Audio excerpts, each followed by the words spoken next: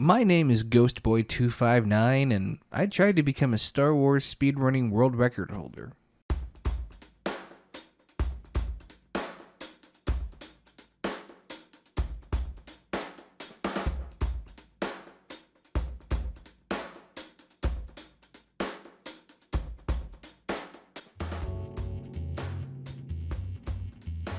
I love speedrunning, but it's definitely not a clear, straightforward relationship.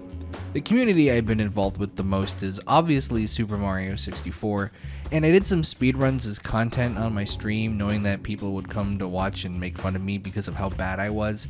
Mario 64 is an extremely optimized run, and it takes just a lot of dedication and practice to even get just barely good, and also a lot of time. Time I don't have. However, one of my favorite things to do is quote-unquote speedrun games, which is really just me casually playing using intended strats and mechanics. I have nothing against speedruns with tons of tricks and tech, but it's just the time commitment is hard to justify learning all of that, and I just like playing through the way it was intended to and going as fast as I can.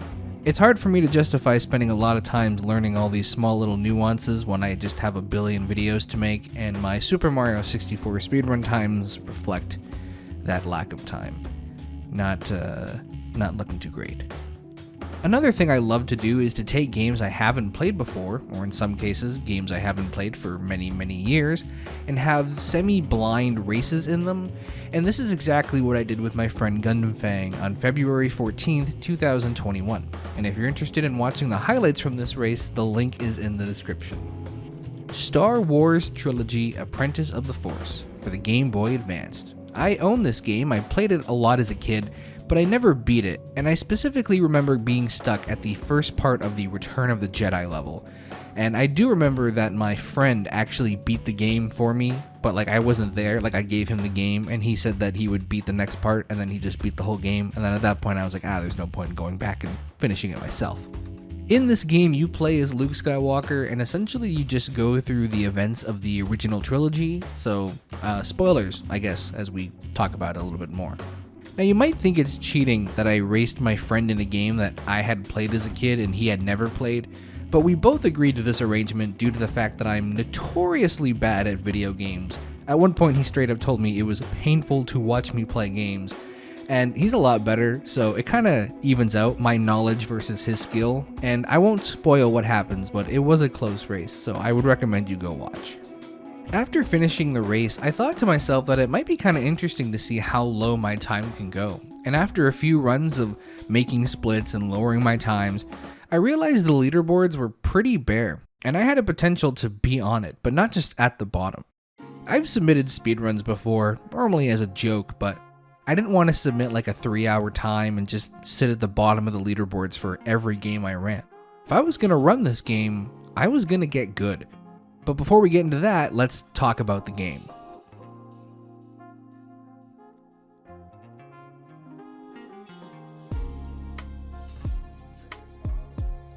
Our kind of tutorial level starts us off on Tatooine, where Luke is just slaughtering Tusken Raiders right off the bat. Like father, like son, I suppose. There's not a whole lot to do in this first section. It's mostly remembering where you have to jump, when you have to climb, and if you can remember where the health is, then you can actually just tank hits through some areas and come out completely fine. Here we get introduced to two different mechanics, the first being the forced combat sequences, where the screen smalls and there's a little black box around it, and you have to kill all of the enemies on screen before you can advance. There's only one consistent skippable encounter that I know of just a short while after this, although I did skip one once here in this first section and I've never gotten it again since, so there might be something there. But at this time, it remains to be seen if there's a consistent way to skip more. We don't think there's any way to skip them once you're actually in them, so you generally just have to deal with them as fast as you can. The enemies will not spawn in all at once, sometimes you have to wait for them to walk into frame, so memorizing where they come from so you can be ready will help a lot. We'll also see some special ammo in this game, of which there's a few types. Some that allow instant kill shots, some that allow you to charge shots, and in this case, this one allows you to just hold down the shoot button and shoot a stream of more powerful ammo. A typical shot will kill a Tusken Raider in 2 shots, this will kill a Tusken Raider in 1, so sometimes you want to preserve it as well. We generally don't go out of our way to grab this unless it's right in front of us. The play here is to use as little ammo as you can and save it for the first mini boss fight, which is really just one Tusken Raider standing on a ledge that you have to shoot a few times. After that, we meet R2-D2 and head to Mos Eisley. Here we technically get our first force power, which is just double dashing forward. It's not a real force power because we don't have our force bar yet, so you can do this however many times you want and not have to worry about it. And as you can guess, we're going to be doing a lot of this in the speedrun. The problem with this ability is that they give it to you on the first level where you have R2 following you around. And if you get too far ahead of R2, he will stop moving and you'll have to go back for him. The most I've been able to do is get maybe one double dash in and then wait for like half a second and then he'll catch up enough that you can just run forward, but sometimes it's just not worth the trouble because if you start running forward, he gets left behind and then you lose time. Mos Eisley is very confusing casually. There's a lot of different key cards and a little bit of backtracking to open doors, and if you're not familiar with this part of the game, you can get lost. I think I was here for like 45 minutes during the race. Memorizing this first section will come naturally, but it will also take some time. There's lots of elevators, door panels you have to hit, and if R2 gets hit, you have to wait for him at a station for him to heal himself. Obviously, if he takes 3 hits, he dies and that's it, but that will almost never happen. Sometimes it's actually beneficial to leave R2 behind and then come collect him later. He can't get shot when he's off screen. I don't think there's any enemies that can actually do anything, so sometimes you just dash forward and you catch up with them later. The pattern for the elevators also seems to be really weird. There doesn't seem to be like cycles, like a fast cycle or a slow cycle. It always seems very random, and I honestly can't get the hang of it. So sometimes it just feels like you're standing around waiting for them, and then sometimes it feels like you show up at the perfect time. Eventually you ditch R2-D2 and you're able to sprint around to your heart's content. At the beginning of this section there's a health pack that will give you more health. It's technically faster to go without it because you have to kind of jump out of your way to get it. And while the third place run does not grab them, first and second place do, so I think it's really a personal preference thing. I tend to collect them all because as you'll see later, we spend a lot of time healing, and healing takes time, so the less you heal later on, the better. Also, to my knowledge, this is where the only encounter skip is. If you double jump at the top of this pillar, you'll just hop right over it. I think you get ammo or health for not skipping it, but it's obviously a lot faster just to jump straight to the door and ignore all the enemies. After lots of jumping around and keycard collecting, we'll meet up with Han Solo and Chewbacca and we'll head to the Death Star. The Death Star is pretty straightforward, with the new ability here being rolling. Beyond rolling under parts where we have to progress, we honestly don't use rolling at all. Moving fast and timing your dashes will be really important here, especially for the first little bit because it'll help you get on the other side of barriers before they go off, and if not, then you just have to stand there and wait. Much like how Obi-Wan watches Qui-Gon Jinn in Phantom Menace. Really should have practiced your speedrunning strats, bro. This is one of 3 really long sections, not like really long, but long for this game, where you just play continuously, uninterrupted by cutscene, and it takes maybe 6 or 7 minutes.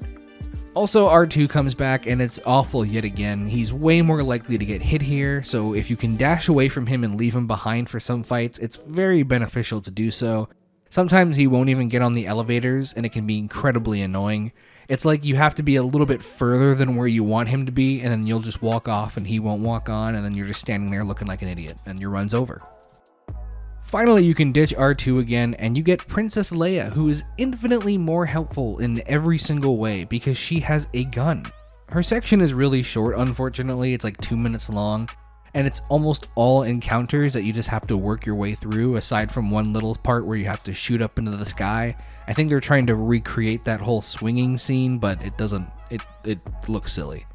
The nice thing is that she legitimately is shooting guys. She's not just an AI pretending to shoot people, she is actually killing enemies. And if you get special ammo, she also gets that ammo, but unlimited of it. So there's actually a section where you can get a one-shot kill, and you just don't waste it. She can't point up at angles, so generally that's your job. You cover the high ground, she covers the low ground. She has 5 hit points, so it's very unlikely that she'll get killed because there's a lot of health lying around as you kill enemies, but if you are playing insanely dangerously, it's good to keep in the back of your mind. Our next section is my least favorite, and it's the space battle outside of the Death Star. You have a limited rechargeable boost here and unlimited ammo, so you kind of just hold A the whole time and let the shots fly. But just controlling this thing feels very weird because the ship always stays in the center of the screen and you rotate the ship in the center, so the background is moving but you're not moving. It feels a little uncomfortable at first and it gives me a headache personally, so I don't know if anyone else experiences that.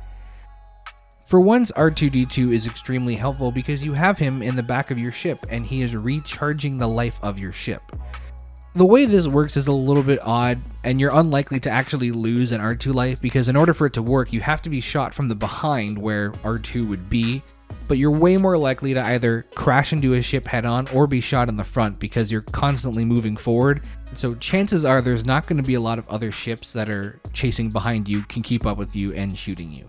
There will often be times where there's no ships around and you'll see arrows indicating where they are, but the arrows don't indicate how close or far they are except by a slight color difference that you're not going to be able to identify quickly off the top of your head. I know it's like an orange and red and yellow. I am colorblind, but it really does just move too fast that you can't process that information while also being chased by other ships. Because of this, you will often ram into other ships and you can't like slow down or stop moving. So if you're chasing a ship, you will inevitably start moving faster than it and then crash into it. This is definitely one of the hardest sections in the game, a section that I desperately wish they had like rocket bombs or something to hone in on the TIE fighters. When you're first getting the hang of it, and especially when you're trying to learn this section, there's a lot of points where you're just going to be flying off into the distance, hoping you don't see any TIE fighters, just waiting for your health to recharge before you hop back in.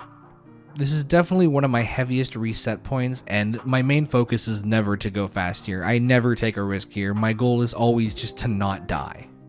Next up is my real least favorite part, the trench run. This level is absolute murder on the eyes, and it's hard to look at for more than 10 seconds, in my opinion. You travel through destroying turrets and avoiding walls, although you have less than a second to react to the walls coming to you, and it's not likely you'll memorize the layout because everything looks so similar here.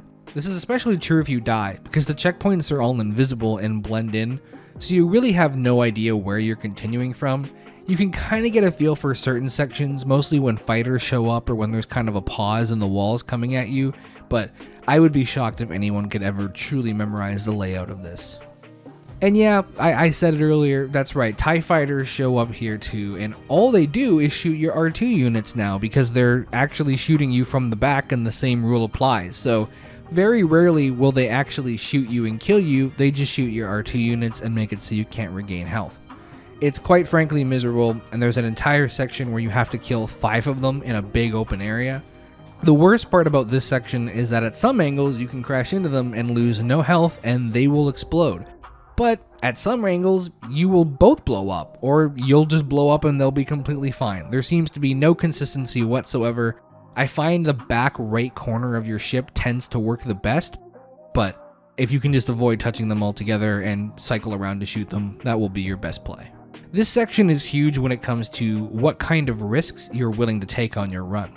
If you're low on health, do you go as far as you can? Or do you die as soon as you can, so you can refill your health bar and you don't have to make it close to the end of the section only to start all over again?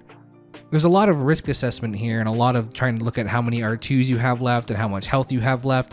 Risks sometimes do pay off, but it can also end a run pretty quickly if you get really close to an ending checkpoint and then die and then have to do all that time again. The trench run takes about 4.5 minutes perfectly, and to my knowledge, no one has actually done it perfectly in a leaderboard run. I think there's always at least one intentional death in there. Now, there has actually since been a skip discovered that skips the entire section. We actually decided to make it an entire new category just called trench skip because we didn't want it to take away from the main category. However, it was discovered after I stopped running the game, and while I'd like to go back and do it someday so I can submit a run for that leaderboard, I just haven't had the time, so it'll have to wait for now. At the end of the section, you encounter Darth Vader in his TIE Advanced X1, but it's pretty easy because all you have to do is avoid the shots while a countdown ensues and the Millennium Falcon comes in to save the day. And that's it for episode 4. A good run of this section will have you done in the approximately 26-minute range.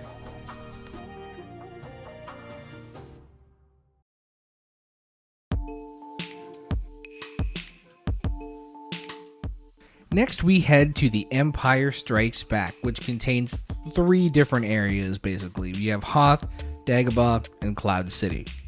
Here we finally get a lightsaber and the game suddenly gets a very brand new feel to it.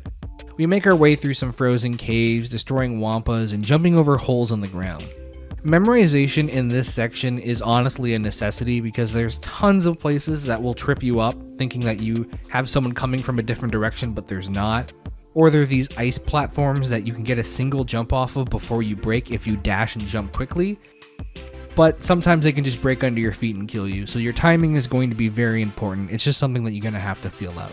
Either way, there is a lot of time to waste here. The nice thing about Luke with a saber is this jumping slash, where if you hold up and attack, he does 2 little quick slashes, which both count as a hit. And you're going to see this is probably the best method for killing things moving forward. Unfortunately, the lightsaber doesn't grant you god powers and kill everything in one slash, but holding up and doing 2 slashes at once really is helpful. It's also great for when you have enemies on higher platforms because you can reach them. Another thing about Hoth is there is another health kit here. It is actually pretty significantly out of your way, but it's always one that I've gone for personally. But again, if you decide to run this game, it's whatever you choose. Next, we make our way out to the frozen wastelands and get a chance to kill some snowtroopers. There's not really much to say here. It's a pretty quick section, but falling into any pit will cause you to restart from the beginning, and it's pretty easy to go too fast and fall straight in. This is really one of the last points where most people use the gun, but there is some 1-kill ammo in there, so it is a good choice to avoid jumping over these pits. But for the most part, you just want to make sure you play this safe and don't jump into the pits, because if you do, you go back to the whole 2-minute section again. Next, we have our first of 2 different auto-scrollers, the AT-AT. There's not much to do here, just don't die and don't fall into the very avoidable pits. Again, it's just something you start to memorize over time, but here you have enough time to react to anything, so even if you don't, it's not that big of a deal. The health pack here is the easiest one to grab, and it's an auto-scroller, so there's really no reason not to. Afterwards, Luke heads back in the cave for more snowtroopers, wampas, and filing icicles before just avoiding Vader and heading to Dagobah. There's not a lot to do on Dagobah, but it can be incredibly frustrating to slip on, much like that previous section I just told you about, because Yoda will go through some dialogue first about how you need to be patient, and it wastes a lot of time on one small death. The main purpose of this level is to teach you how to use the force push, and also double jump. There are lots of obstacles in the way. It's basically an obstacle course, but you can actually jump over some of them with the double jump if you know what's coming up next.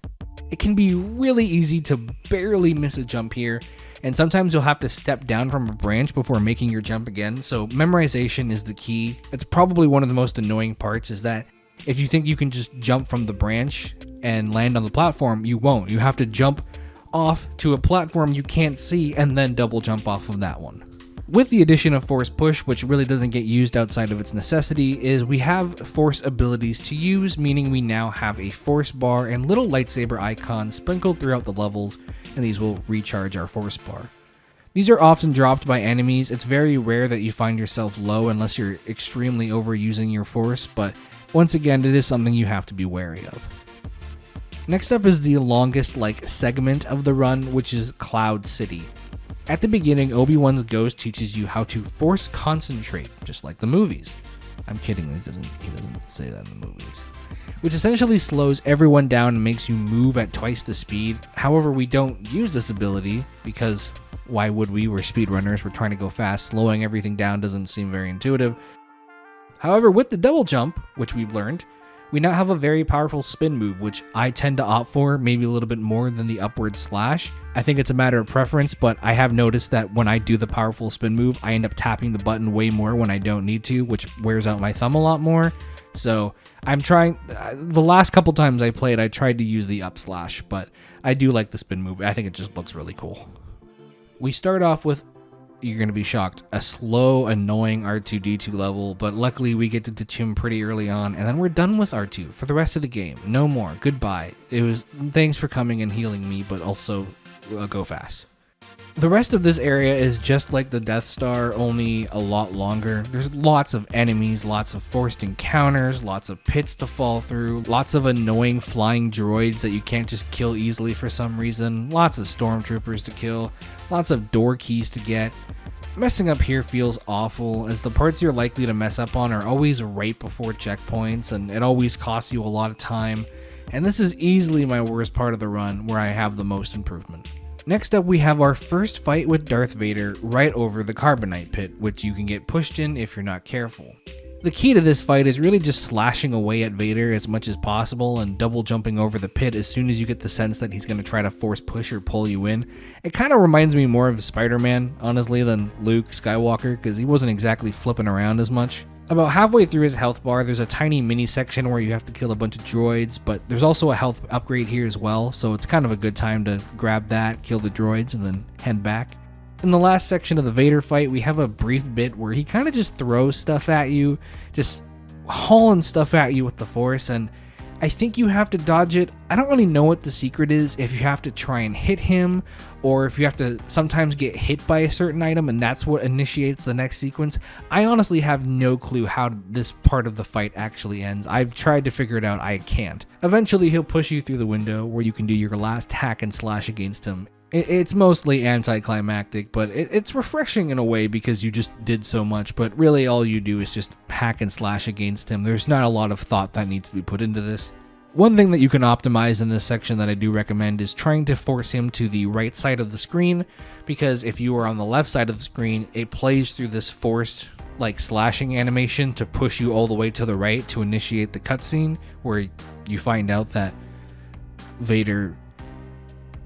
I don't want to spoil it, just in case, but if you go to the right, then he has less to slash. So if you can get to the right of the screen, that's always better. But either way, Luke will lose his hand, he will fall off, land in the Falcon, and we start episode 6.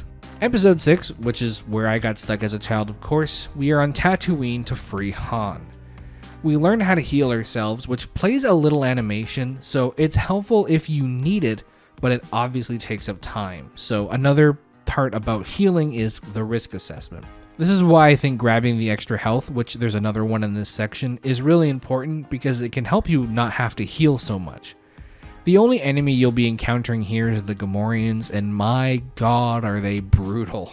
They all take multiple hits, which means you have a lot of button tapping to do, a lot of zooming back and forth, but occasionally the game will have points where you're on a ledge or platform, and there are Gamorreans above you and below you throwing axes at you, and you can't hit the ones that are below you because they're off screen. You can't do anything about it, so this is why health is so important and why some sections you need to straight up fully heal before you go into. There's also tons of pits placed out of vision of the player, much like Dagobah, so again, becoming familiar with this level will aid in how fast you can go. This is also really one of the few sections in this game where you can run past a majority of enemies and not be forced into encounters, but you still have to be careful not to take damage. After we've made our way into the palace, we have the Rancor fight. The Rancor has a health bar, but it's pretty much an illusion. The goal is to have the Rancor stomp on the ground, which will drop rocks from the ceiling, and then force push the rocks at him until he is in the door frame, and then you'll send one more rock to push the door closed.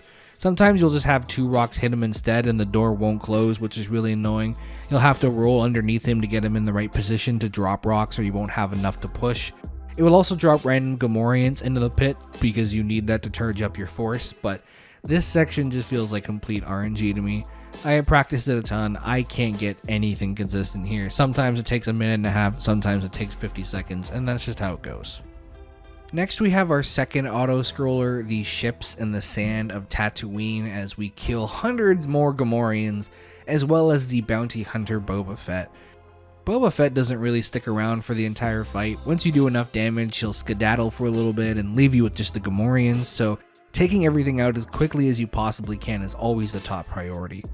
There's also a final health upgrade here if you choose to grab it. It's a little bit out of the way, but again, auto-scroller, so if your movement is good enough, you can go for it. As for Boba Fett, he doesn't really pose much of a Boba threat, which is now my new rap name.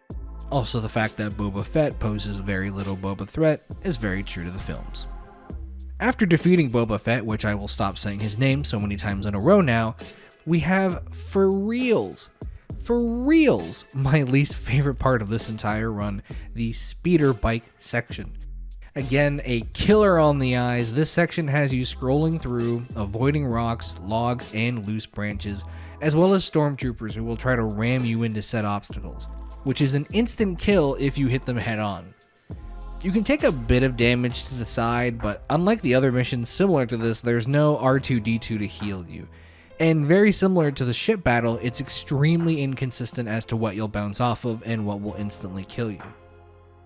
There are 3 main sections to this part. You can kind of tell what they are by the shade and a little bit of transitional pause in between them, but the controls feel shaky here that you're probably not going to feel too comfortable. There's really no point in trying to shoot the stormtroopers because you'll never be able to get behind them, and it seems kind of random if they push back or not, so again, I don't know if it's RNG or if it's something else, but it sure is annoying, and it creates quite a challenge considering how much you've done up to this point. I'm not sure whether I would classify this as an auto-scroller or not, because I'm pretty sure it's contingent on you actually beating the stormtroopers and killing them before you can move on to the next section. Like, I think you have to kill one before the second shows up, and I think it'll just keep repeating until you've actually dealt with enough, so I can't say for sure if that's how it actually works, but that's just how it feels anyways. We finally make it to our last section of the game, the Forests of Endor. Here we learn our ultimate final force power, where if we charge our slash for a little bit, it will kill every enemy on screen, assuming we have enough force power, which I think it's like half of a bar. This is where strategies will really begin to vary for some players, as some will just continue to go for lightsaber slashes because it's fast and makes sense, and they feel like it's not really worth the time to power up a strike, but personally, I actually go for the power slash. There hasn't been too much in depth about like which is faster. It's kind of just all preference at this point until someone actually puts in the work and does the research, but I don't think anyone's going to do that. So they both seem to get the job done for now. Personally, I actually just kind of like that the slashing force move rests my fingers a little bit because this game gives you a lot of force to work with and you have to do a lot of slashing, so you might as well use it. Again, the key here is of course how long it takes to load up the slash, so you do have to be careful because if you get shot while loading up, then you lose that slash and you have to reset it. Endor is filled with trees, branches to swing from, annoying stupid bees that I hate with every fiber of my being, these weird flying scorpion things, and plenty of stormtroopers. Seriously, there's probably more in this forest than the entire first and second Death Star combined. There's a lot to look out for here, lots of pits to fall in, these logs that feel endlessly uncomfortable to jump off of. There's some parts where you need to force to get over a boulder, and you can kind of just screw yourself if you don't have enough. There's luckily a lot of rest in between for heals if you need it, and one fun thing is that the stormtroopers standing will actually shoot right over your head, so if you need to rest and heal in the middle of a battle, you can do that as long as you don't have anyone kneeling or above you. This is perhaps another reason why maybe you would want to pick slashing with the lightsaber over the force ability is because you might need your force to heal more often, which I do, and I still opt for the slashing ability because I'm an idiot. This is an absolutely relentless way to finish not only this speedrun, but this game in general, as it essentially takes all of the hardest parts of the Death Star section and the Cloud City section, adds new enemies, new mechanics, and makes it way harder. It's an absolute grind to finish the game at this point, and one mistake can make you just hate everything. Knowing when to heal, how much to heal by, how much force to keep with you, when to power slash, and when not to are all super important here, on top of the usual memorizing where enemies are coming from and memorizing the layout of the map. If you plan on running this game at all, this section will be the one that you need to practice the most. After you make it through the absolute gauntlet, it comes down to one last fight with Vader, which is very similar to the second half of the first one. It's mostly just jumping around, slashing as many times as you can. There's really not a lot of rhythm or reason to it, and a majority of the split is just skipping through the dialogue. Once you beat Vader, that's it. You get a little bit of fireworks display, the game is over, and the galaxy is saved. After playing this game in my race, I immediately knew I had to play it again and crush the sections that I had struggled with because god damn it, I struggled on the stupid speeder section for like 2 hours. I went through, I made splits, and I began running. So now let me tell you about how what started off as like a fun thing to do on stream quickly became a journey to capture my first ever world record.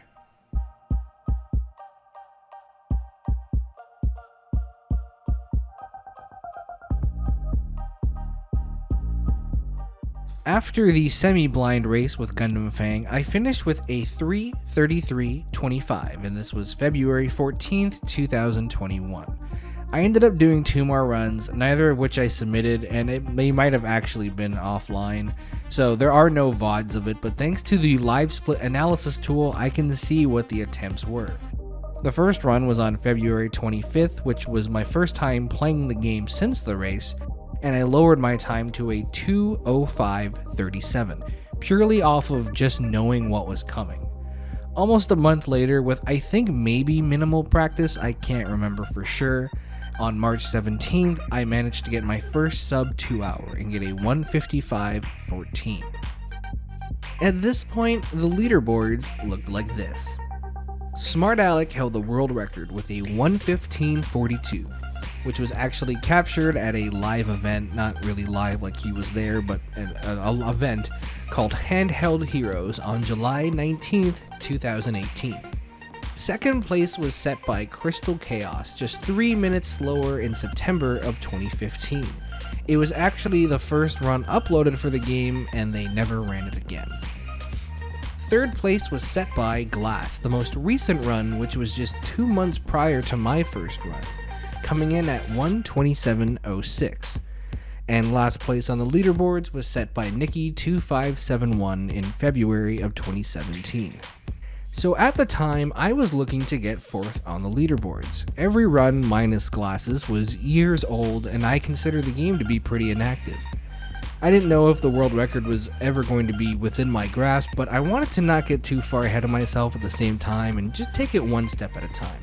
If I was ever going to submit a time, I just didn't want it to be last place, and truthfully, I've always wanted one of those little trophies next to your name on speedrun.com, but I can't get too far ahead of myself. I need to just focus on what's in front of me, which was 4th place.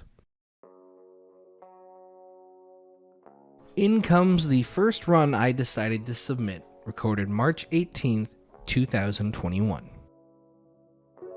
The run started off smoothly. I managed to get into the green early, and I still had room to gold, which was reassuring for later. This was encouraging to me as well because I practiced Tatooine a lot offline. If I only had 20 minutes or something, I would just run through Tatooine a few times.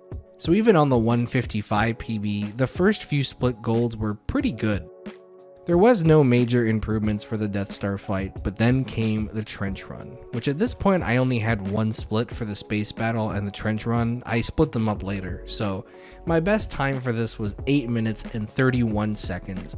While my run in the PB was 11:57, and unfortunately I did die in the space battle after having killed 10 TIE fighters already, losing about a minute of time. I also died pretty early on in the trench run, and at this point I had huge problems keeping my R2 units alive, so it wasn't uncommon for me to just take a death to keep the run alive. I also tended to fly more in the center of the screen instead of far back to the left, so I didn't have as much time reacting to obstacles as I probably should have. I died multiple times in the open area with the 5 TIE fighters, but overall managed to save 2 minutes on that section, so as long as I played cleanly for the rest of the way and didn't make any major mistakes, I was going to PB. At this point on Hoth, I wasn't quite utilizing my dashes to their fullest effect because I was afraid of falling off of ledges into the pits of death. And I can tell that I didn't quite have the Wampa spawns memorized, which eats up quite a bit of time when you add it all up, because I'm dashing around on the wrong sides waiting for things to spawn that aren't going to show up. Still, just managing not to fall in any pits allowed me to gold and get down to -3 minutes on the run. I then lost 40 seconds on the next split by falling into a pit, and I somehow got crushed by the AT-AT in the auto-scroller, which hurts more emotionally than physically. And it doesn't hurt physically because I'm playing a game, but it hurt. Still, I managed to save 2.5 minutes, and it was encouraging to know that I was ahead and had time to improve on. Moving on to Cloud City section, which in my PB was 14 minutes and 36 seconds long, which is obviously not very ideal. And my gold was only 13 minutes, so this section felt like my messiest by far. I had very little memorized, and it was basically me playing casually, but with a lot of dashing. I fell into pits. And I managed to shorten my goal by 2 minutes and 15 seconds here, but man, this was just easily the most sloppiest part of the run. And even with all that, I was still 9 minutes ahead of my last run. Of course, I also fell into the carbonite pit against Vader, which was quite literally my first time ever doing that, so a lot of emotions were being hurt in this run. We entered episode 6 being 9 minutes ahead with plenty of opportunities to continue golding. I'm at the stage now at the speedrun where I still have plenty of potential to gold, and I'm golding by like 3 to 4 minutes every time, so everything feels good and great. Even with a bad pit death, I found myself 11 minutes ahead of my PB, and I also had bad RNG on my PB for the Rancor, so I managed to save another minute there just by doing absolutely nothing different. I've always felt very confident about my Boba Fett auto scroller level, I don't know why, and even golding here I felt like I could do better. The problem was what was coming up next. The speeder bike and Endor levels were coming up, and even though I was nearly 13 minutes ahead, I know my ability to choke. I managed to limit my mistakes and get it in under 4 minutes. I still had about a minute to save on that split, but it certainly wasn't a main focus due to how much time save I had in other areas. As long as it wasn't putting me back in the red, I was going to play the run to the finish. The first section on Endor on my PB took me 16 minutes, and during practice I had lowered that by almost 4. And I managed to gold by another minute, bringing me down to minus 1841. I made some mess ups in the last little bit of Endor, but not enough to make much of a difference, and my first run that I decided to submit ended with a 1:34:37. I was 2 minutes and 47 seconds behind 5th place, and my sum of best was good enough to beat it. The goal was there, and in that moment, I knew I wasn't going to just stop at 4th place. I saw how much time I could save, how much cleaner my movements could be. I was going to go for a world record. We're not there yet. We got a long way to go, but we're not going to stop until we get to the top. We'll get there. We'll get there. Believe in me, and I will bring you on that journey with me. 2 days later, it was time for another run. I was nervous this time because obviously I had done a little bit of offline practice, but my sum of best was within 8 minutes of my PB. There wasn't going to be any more 20-minute PBs, there wasn't going to be any massive golds. I was at the point now where I was going to have to chip away little by little, bit by bit, but I just needed to save 3 minutes to get that 4th place. My beginning was so well practiced that I was having trouble matching it, and I found myself restarting a lot until I was near perfect or ahead of where I wanted to be. My practice paid off, and I was lucky to have 2 back-to-back golds to end that section, allowing me a bit of air for the rest of the run. Air that I immediately used up on the next split with some bad R2-D2 movement, with him having to heal twice. Getting to space battle, my goal at this point was still just don't die doing it, but unfortunately I did die after 15 TIE fighters had been destroyed, losing a lot of time on the last run, and my trench run wasn't that much cleaner, but I was back to the red. Honestly, at this point, I'm just happy if the run is still alive. I knew I had more than enough time save in episode 5 and 6, so any run that wasn't super red past the trench run, I was playing out. One thing that's different than, say, a Mario 64 run is that we don't really have a clue of full optimizations. For example, in Mario 64, a runner can keep going forward knowing their gold can be shortened by a few seconds, but in a game with such few runners and virtually no community, there's no sense of what the truest of golds is. I mean, me and the other runners all use different splits that split at different times, so even then we still really don't know. So in that sense, there's a lot more motivation to keep runs alive because who knows what we can do. I managed to complete my first ever Hoth section without falling into the pit, and I started using a blaster at one point when I had leftover one-shot kill ammo, which helped prevent me from running around so much. I didn't die in the AT-AT section this time, but I did die in the cave afterwards, so again we're back to even. I managed to save some time in Dagobah by not pushing the rock and instead jumping over it, doing what I called rockless, and then immediately forgetting that I called it that, never to refer to that again. And then it was on to Cloud City, which despite practicing, I had only lowered my split by 9 seconds in practice. Unfortunately, I lost even more time here and was starting to get nervous that I was entering episode 6 at only minus 20 seconds, knowing that A, I had a run die in episode 6 earlier that day, and that the speeder section hadn't been done yet. I saved a minute in the Gamorrean section, should have been more, but I healed right before the level ended because I did not have the levels memorized yet. I also was doing a lot of double jump slashes to kill enemies on platforms above me, not realizing that just the upward slash could reach them, so that saves me a lot of time later on. I managed to get the Rancor in less than a minute, my first time ever doing so, and I think I only ever did it like 2 or 3 times since, and then I immediately threw all that time save away by falling through a crack in the ships, and that's the first time and the last time I've ever done that. I headed into the speeder section with 51 seconds to spare, knowing I had a lot of time to save, but also knowing how frustrating this section is for me. I in fact lost time again. I had 3 splits left, I was down by 15 seconds, and I just had to hope that I had enough somewhere to not only save 3 minutes, but to get most of that in gold, as my target was 131.50 and my best possible time was 132.45. The first section went relatively smoothly. I wasn't going fast, but I only died a few times, which lowered my best possible time to a 132.27. And I was hoping for a gold on the second section, and thankfully I found it, heading into the final Vader fight with my best possible time being 4 seconds over my goal. After all the mess ups, I managed to get the 4th place I was looking for, ending with 3 golds and bopping someone for the first time ever on a leaderboard. I had never placed higher than someone ever in a game, even if only by 3 seconds.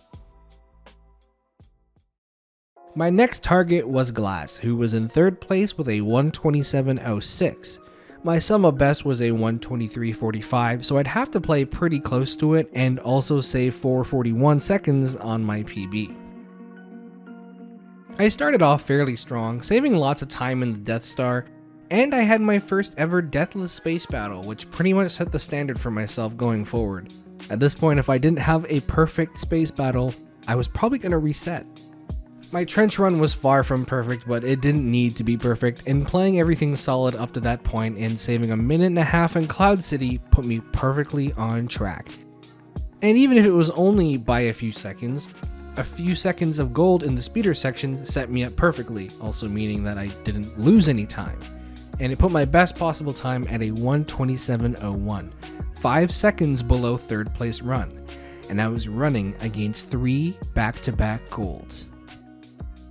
And then it happened. Yo, Glass, thank you for the raid. This is kind of awkward timing, I'm not gonna lie. This is really uncomfortable timing. I'm kind of might be bopping you in a few seconds here.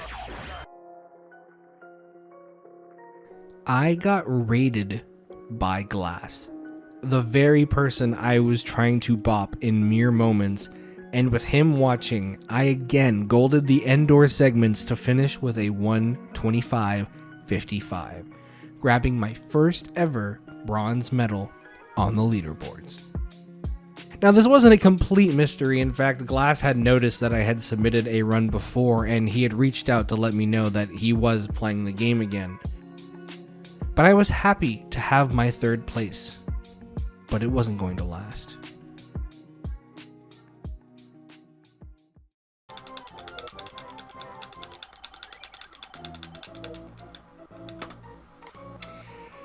There we go, folks.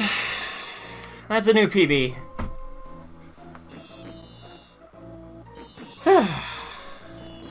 So there you go, folks. Yeah, back in 3rd place. Yet again. The ball's in your court now, Ghost Boy. The next day, Glass, in his first day playing the game in almost 2 months, bopped my 3rd place time, setting me back down to 4th, achieving a 122.24. For the next few days, I practiced off stream, and on April 3rd, I announced that I would be doing a marathon. At this point, I streamed maybe 3, sometimes 4 times a week, but I would stream every day from April 4th and ending on May the 4th to not only capture the Star Wars Trilogy Apprentice of the Force world record, but to lower it as far as I possibly could in that time. On April 4th, I had a new layout. I had practiced a ton, I had a sum of best lower than the world record, and not only was I racing against myself now, I had an adversary, someone to go head to head with. Glass was back in the fold, giving the game its most active months or week ever, because no one else had ever submitted a run within the same year. Running against the world record splits gave me a chance to see just how capable I was of getting the world record. By the end of the first Death Star segment, I was 31 seconds ahead of the world record. My start was good, world record pace, but improvements needed to be made to keep that going. After the trench run, I was 127 ahead of my time, but 44 seconds behind world record. It was clear this was an issue. After the first Hoth section, I was even more behind world record, but I tried to focus on what was in front of me instead, which was the fact that I was 2 minutes ahead of my PB and trying to get my third place back. By the time I was on Endor, I was 4:22 ahead of my PB, and a 3-second gold in the speeder section set me up for a solid finish, and I ended up PBing by 5:11, getting a 1:20.44, claiming back my third place and putting myself just 2 minutes behind second place, which was a 1:18.34. But the celebration didn't last very long. On April 6th, I was back in 4th place. Glass had bopped me yet again and came within 3 seconds of second place while doing so, accomplishing a 1:18.37. At this point, there was no more third place for me to get. If I was going to get it, I was going to go to second and beyond. At this point, my practice and commitment was at an all-time high. I wasn't not only just practicing every day, I was actively pushing away things that I was supposed to be doing away just to play this game. I was remembering the route better than ever. I was seeing it in my sleep when I was trying to sleep at night, and even if I wasn't PBing, I made sure that I finished runs every single day. I could also feel my hands really starting to hurt because I was doing a lot of typing and editing throughout the day, and then lots of button mashing at night. And even after just a few days, it was beginning to take its toll on me. On April 8th, I bounced back again, saving a lot of time on the Death Star battle where I had previously messed up. I was comfortably ahead for most of the run, managing to keep that 2 to 3 minutes lead up until the speeder section, where I again golded that along with 2 Endor levels, and I finally hit second place for the first time in my speedrunning career. A PB by almost 4 minutes. I was officially 1 minute and 3 seconds away from the world record. Let's go, boys.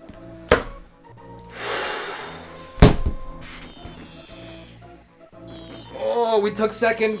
We didn't even bop him for third. We went straight for second. Let's go. We just bopped a 5-year time.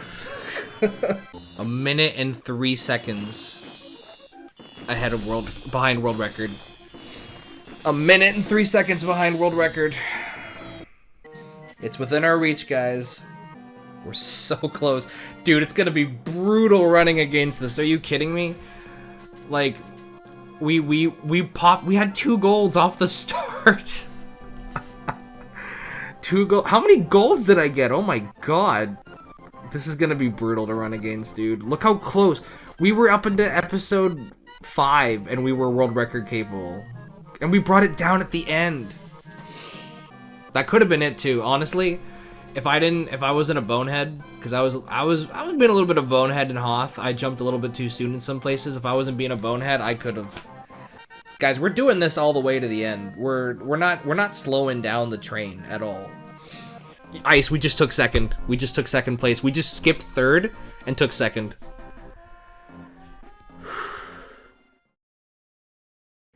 And then it happened again. Please, please, please, please, please. Ah! I almost had it too. If it weren't for the land speeder section. It is only a matter of time. We're almost there, man. Soon. The very next day, on April 9th, Glass went on another run, sniping the second place spot back from me, in coming within 2 seconds of world record with a 1:15:44. On April 10th, I knew it was probably do or die. If I didn't capture the world record soon, Glass would push it further out of my reach. He was just a better player in every way, and the only reason that he wasn't even further ahead is because I was playing on emulator, which allowed for faster resets, and he was playing on a GameCube adapter that would constantly freeze on him, preventing him from playing some days. I was in third for sure. There was no new active runners or anyone else playing this game, and I was confident that my trophy would stay intact. And while my goal was always to beat the 1:15:42, the world record seemed so close. I wanted it so bad. I started off my run, and right on Tatooine I missed an elevator and then jumped off it early, which should have been a reset. However, I kept going despite the fact that it put me 23 seconds behind at this point. At this point, I was used to running against red splits for a time. A lot of my time save came in one or two areas like the Trench Run or Endor or Cloud City, and things were becoming less goldable. By Trench Run, I was back on the green and I began to make very serious pushes in the trench. Instead of dying to recharge my health, I took every risk I could, and I tried to push it as far as I could on each life. It wasn't a gold because I struggled on the open part, and one of the 2 deaths I took was very untimely, but I managed to be ahead by 16 seconds afterwards. But my Cloud City was messy. I hadn't practiced that section, truthfully I just avoided it, and it cost me some time. Entering episode 6, I was 38 seconds behind my PB and 45 seconds behind world record. However, the section I had practiced the most in this time came in huge, and I golded the Gamorrean section, putting me just 5 seconds behind PB and 6 seconds behind the world record. I have never been more confident and nervous than at this time. My Rancor RNG was okay, and the best speeder run I ever had at this point put me 20 seconds ahead of PB. Unfortunately, I was behind world record by 37 seconds at this point. My speeder section just simply was not on par with the best. It was good for me, but it wasn't good for anyone else. But I knew I had the ability to gold the last 2 stages again. I golded the first segment by 25 seconds, and there it was in front of me. My best possible time was below world record, and I had just 2 splits to go. But I was running against a gold, and little mistakes added up and cost me the run. I went into the Vader fight defeated. I could have probably still ended with a 1:15:46, but I lost hope. I ended with a 1:16:07, 25 seconds away from the world record. It was within my grasp and I let it slip away. I truly didn't care much for this PB. It felt like nothing because I was so close to accomplishing my goal and I couldn't finish it out. Had I reset in the beginning, had I done one thing seconds better, maybe I would have had it.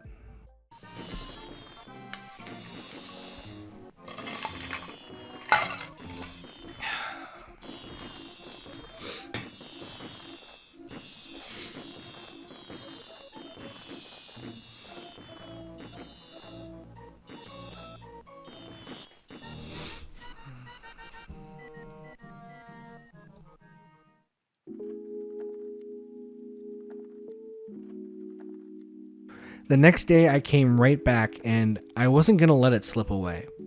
My beginning was exactly where I needed it to be. By the end of Tatooine, I was only 7 seconds off of my gold, and I was 1 minute and 12 seconds ahead of world record. All I had to do was play solid to my golds and I could crush the world record, and I knew I was capable. By the end of the Death Star section, I was 37 seconds ahead of PB and 2.5 minutes ahead of world record. It was the same run as the day before, but there was no mistakes at the beginning.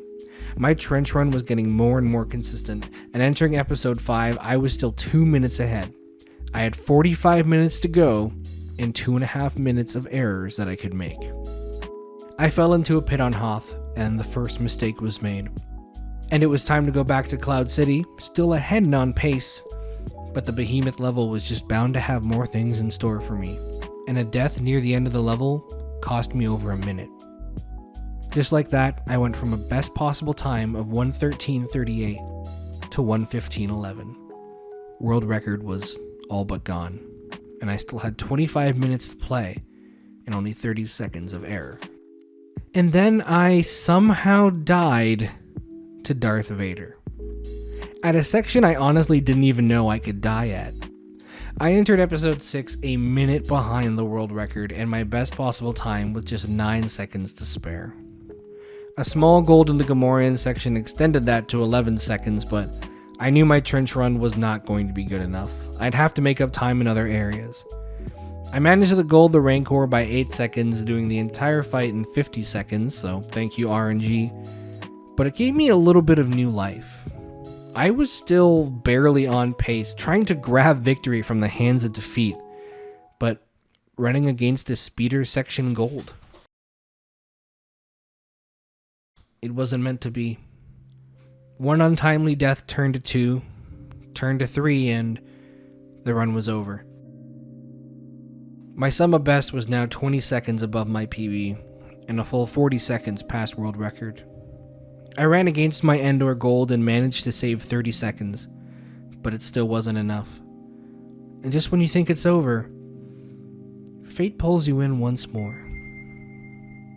A second gold in the other Endor section, just completely zoned out, playing out of my mind, and suddenly my best possible time was 1 second over world record.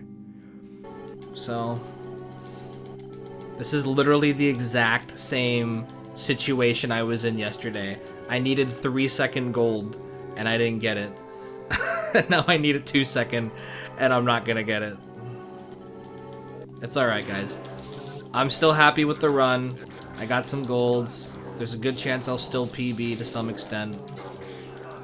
My Vader fights had admittedly gotten sloppy. The world record slipped away from my hands yet again, and I ended with a 1:15:48. 7 seconds more, and I would have had the world record. 1 death into a pit. 1 crash of a bike.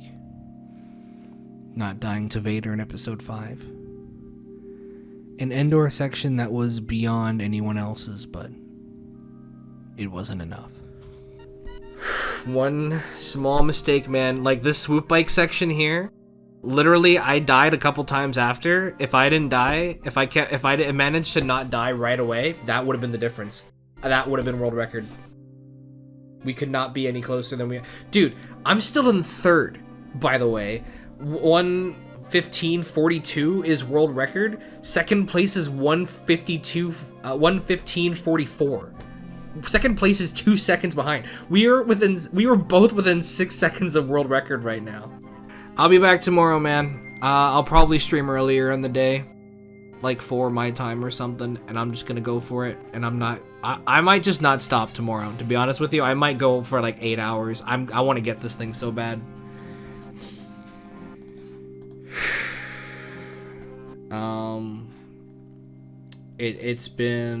We're close. We're not there.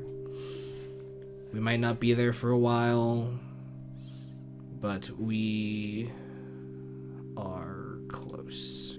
We're on the edge, man. We're right there. We're so close.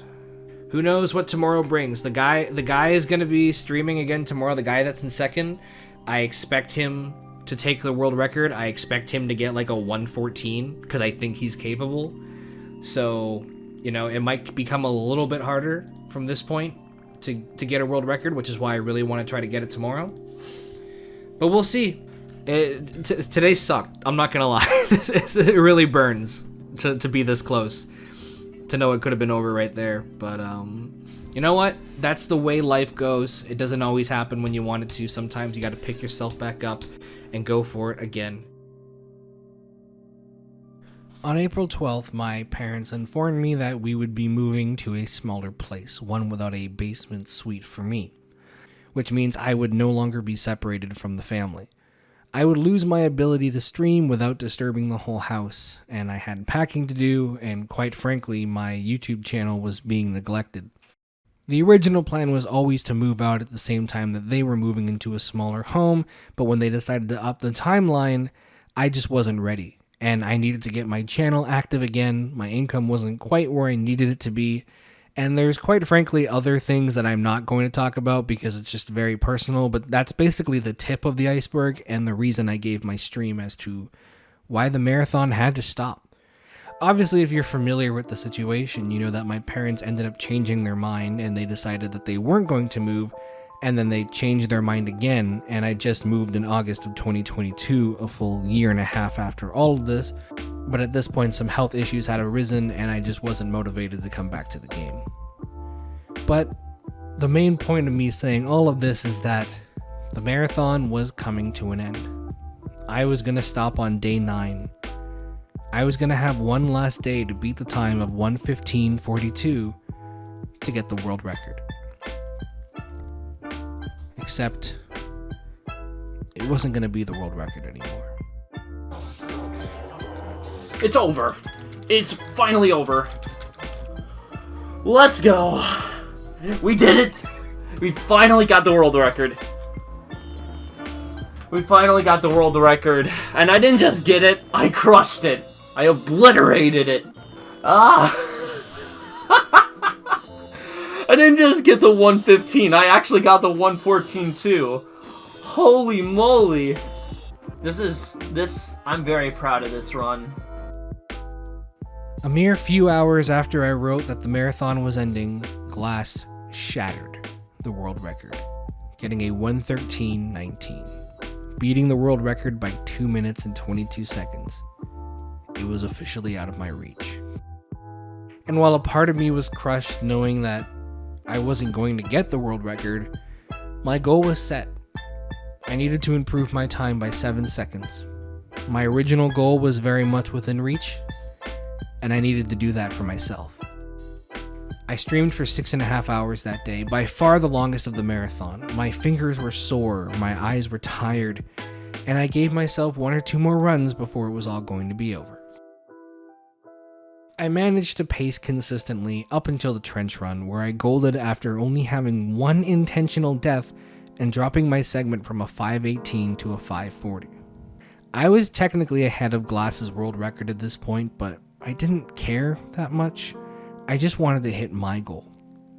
By the end of Hoth, I was 40 seconds behind world record again, and I knew relying on crazy indoor segments wasn't the best idea. I came to Cloud City, where I had lost 1 minute and 35 seconds on that last run, a run that was only 7 seconds away from being world record. Things went cleaner, and I played within 2 seconds of my gold. I didn't die during the Vader fight, and at the start of episode 6, I was 53 seconds ahead of my last run. But again, I knew I had 2 golds to run against. At this point, I wasn't world record capable anymore, but I didn't care. I golded the Gamorreans again by 12 seconds, golded Boba Fett by 6, and my trench run was still horrific, although I at least managed to save some time on my PB. And then it was time to go against my 2 golds. When I had gotten the 2 golds, I remember being so honed in and focused that at one point it felt like I had completely lost control of what I was doing, and I was just witnessing myself play the game.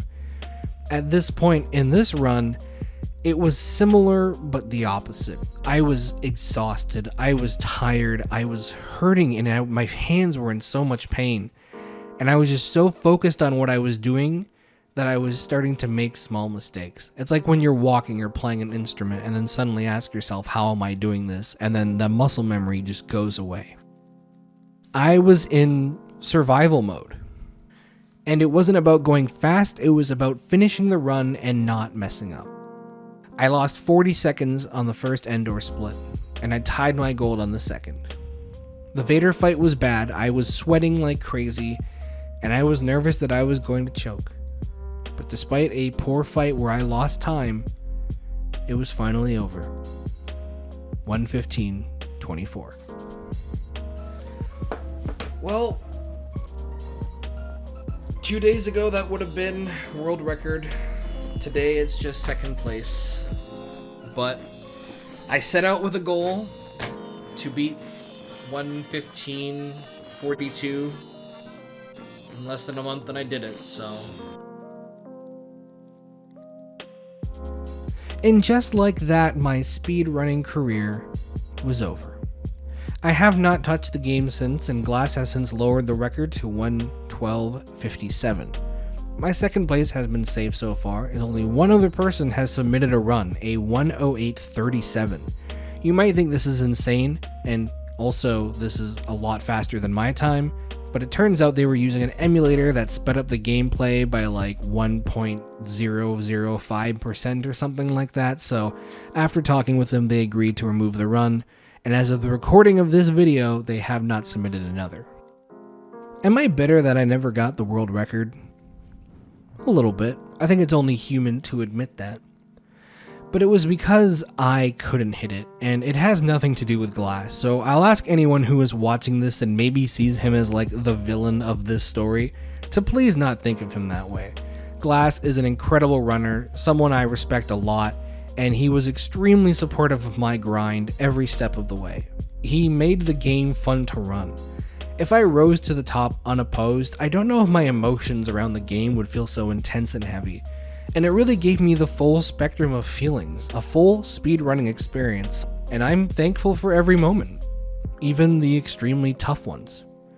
Glass runs a variety of other games, and he's extremely good at Mario Kart, so please go give him a follow and support him in his endeavors. Links are in the description.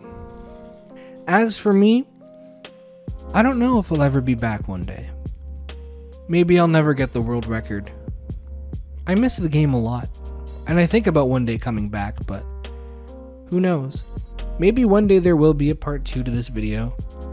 Maybe I'll run a different Star Wars game entirely, who knows? It's hard to say. What I do know is that my name is Ghostboy259, and I tried to become a Star Wars speedrunning world record holder. I didn't get there, but that's okay.